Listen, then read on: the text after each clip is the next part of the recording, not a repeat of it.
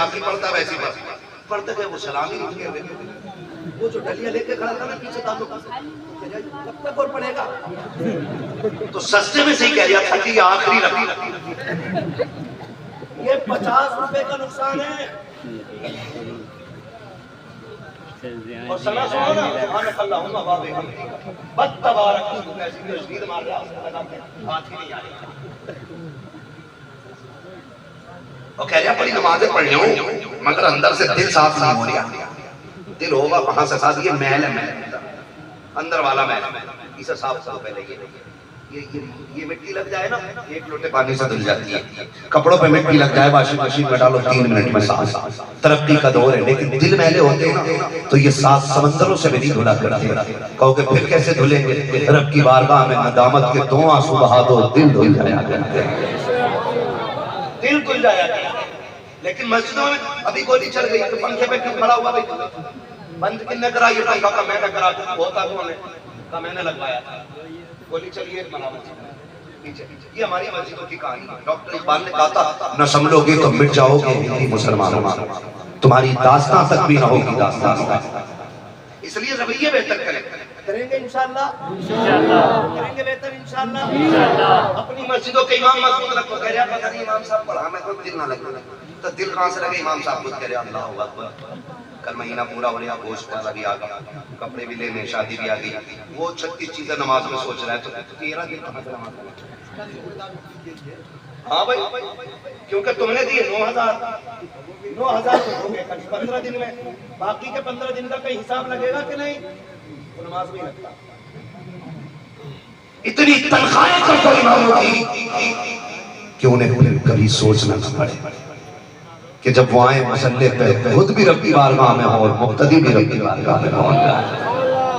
करेंगे इंशाअल्लाह, करते इंशाअल्लाह वादा है ना। कोई भी मुतवल्ली खजांची हो, मस्जिद चमकाओ कम, इमाम को मजबूत करो ज्यादा, ठीक है ना?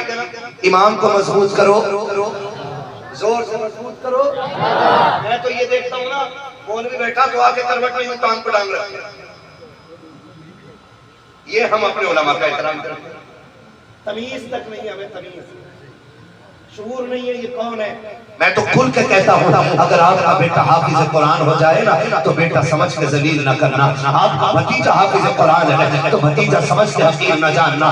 आपके खानदान का कोई बच्चा हाफिज कुरान है तो उसे भोलू भोलू का बेटा समझ करके हकीम न समझना। अगर आपका बेटा भी हाफिज कुरान बन गया है और वो चल करके आए, उठ के खड़े हो जाओ, ये सोच के नहीं कि बेटा रहा है, ये सोच इज्जत हो कि मुस्तफा के दीन का वारिस चला रहा है। सुभान अल्लाह, सुभान अल्लाह। नारे तकबीर, नारे रिसालत, मसलके आला हजरत, नारे तकबीर, नारे रिसालत। माफ कीजिएगा, इनमें कुछ मदरसा चलाने वाले भी होंगे, कुछ मस्जिद चलाने वाले भी होंगे, दीन का काम करने के लिए लगे रहते हैं, है ना? बहुत बड़ी बातें करने लगा, अल्लाह करे माफ कर दे आप। और ना भी करेंगे तो ये मेरी ड्यूटी है, ये कुर्सी हर एक को नहीं मिलती है।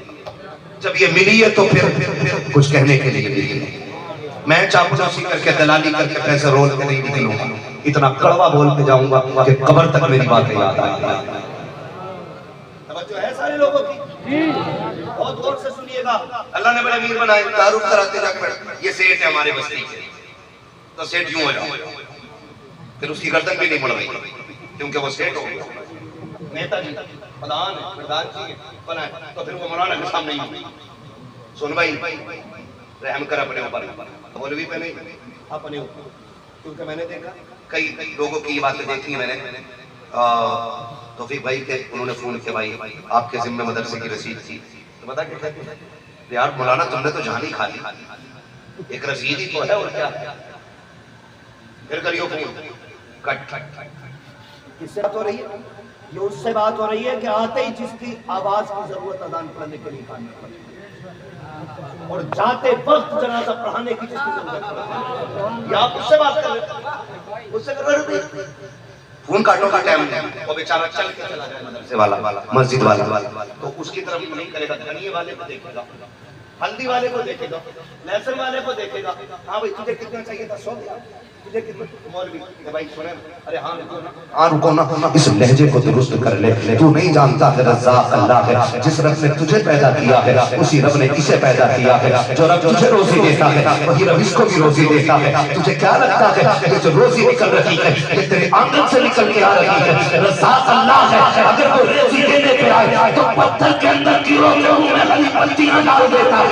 वो जब वो रोजी खींचने पे आता है बड़े अमीरों के आगे से दस्तरखान समेट देता है। अगर ना देखा हो तो अपने घमंड का सरिया निकाल दे, तकब्बुर छोड़ दो, उलमा से तमीज से बात किया करो। अगर रब को बुरी लग गई अल्लाह ऐसा गिराएगा कि कोई उठाने वाला नसीब नहीं होगा। मैंने बड़े बड़े अमीरों को देखा है, आज जाकर के देखो वेंटिलेटर पे बड़ा ऑक्सीजन बॉक्स रखा है, लोग जूस लेकर के आ रहे हैं। डॉक्टर ने कह दिया नहीं पी सकता है, फल लेकर के आए, डॉक्टर ने कह दिया नहीं खा सकता है। मैं पूछना चाहता हूँ बताओ तो सही, ये तो करोड़ों का मालिक है, क्यों जूस नहीं पी सकता?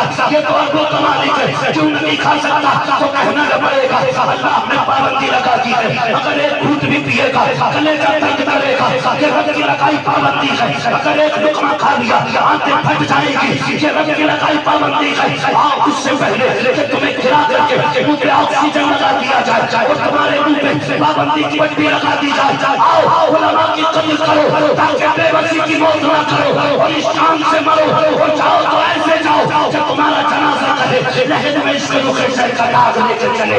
तेरी बात सुनी थी, जवाब लेकर चले, तेरे गुलामों का नक्शे कदम है। लाखे खुदा वो क्या बदल सके जो ये सुराग लेके चले। नारे तकबीर, नारे रिसालत, मसलके आला हज़रत।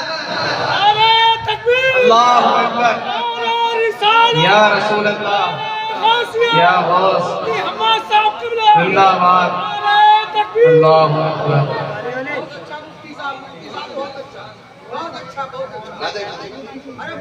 खैरियत है सारे लोग, करेंगे इंशाल्लाह, करेंगे इंशाल्लाह, वादा करो इंशाल्लाह। वो ये देखो वो कहा था किसी ने भरोसा मत करो सांसों की डोरी टूट जाती है, छतें महफूज रहती हैं हवेली टूट जाती है। किसी दिन प्यास के बारे में उससे पूछिए जिसकी कुएं में बाल्टी होती है रस्सी टूट जाती है।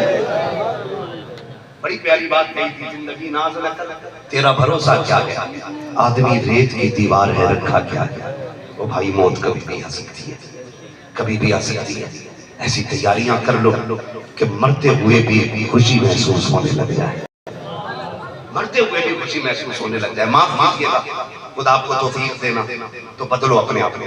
कुछ नहीं होता है, कुछ नहीं होता है 10,000 का कपड़ा पहनने से, कोई इज्जत नहीं। इज्जत उसे मिलती है जिसे रब अता फरमाया है। रब जिसे इज्जत अता फरमा दे इज्जत वाला होता है। अल्लाह जिसे ना चाहे फिर आप तुम करोड़ों तो देखा नहीं तुमने, सोने की चेनें पहन के आपको रोड पे टहलते हुए मिलेंगे, भैंसे बने हुए, गले में जंजीरें पड़ी हैं सोने की, हाथ में वो ब्रेसलेट पड़ा हुआ चांदी का और यूं घुमाता हुआ तेरे जैसे किसी ने कुत्ते गलियों में पैदा होकर मर के चले गए। किसने जाने, किसने जाने? पहचान किसकी बनी है? चल देख मैं तुझे बताऊं, रंग का काला है, दांत बड़े हैं, नाक मोटी है, आंखें बड़ी है, हब्स का रहने वाला है, दुनिया बिलाल के आवाज देती है। तूने आज माफ कीजिएगा, पहली बात तो हम मस्जिद में आते ही और हमें भी ना जुमे के दिन तो कलफ लगा खड़ा करता है, यूं कॉलर झटका मस्जिद में खड़े होकर ऐसे ऐसे ऐसे पूरा ऐसे पैर मारेगा। लोग कहते हैं हो मुखिया आगे जगह दो, जगह दो।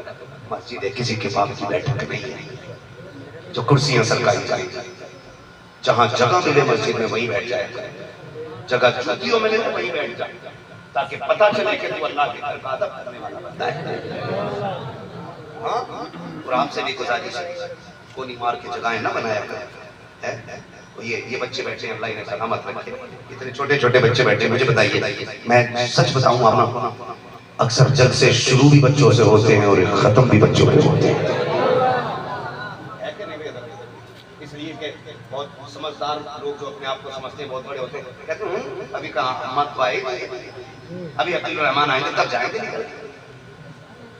मगर जो पहली दुआ से शुरू होती है ना महफिल, उसमें आमीन कहने वाले बच्चे हुआ करते हैं।